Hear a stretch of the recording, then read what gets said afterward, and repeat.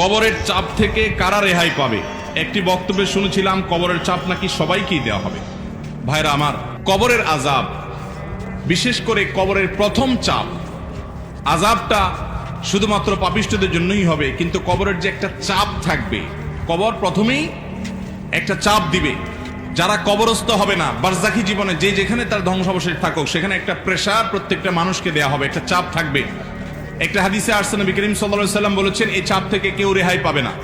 যদি কবরের চাপ থেকে কেউ রেহাই পায়, তাহলে সে সাদ ইবনে মুআজ রাদিয়াল্লাহু তাআলা একজন সাহাবীর কথা বলেছেন, তিনি পাবেন। এছাড়া আর কেউ কবরের চাপ থেকে রেহাই পাবে না। তবে এটা আলমুল গায়েবের বিষয়, কেমন হবে সেটা একমাত্র আল্লাহ ভালো জানেন। এটা ঠিক, যারা ঈমানদার তাদের চাপটা হবে সহনীয়, যারা বেঈমান তাদের চাপটা হবে অসহনীয়। এই জন্যই কবরের এই জগৎটা সম্পর্কে সবচেয়ে বেশি ভয় পেতেন সাহাবায়ে কেরাম এবং খুদ রাসূল আকরাম সাল্লাল্লাহু আলাইহি ওয়াসাল্লাম সাবধান করতেন। তিনি বলেছেন, কবর হলো আউয়ালু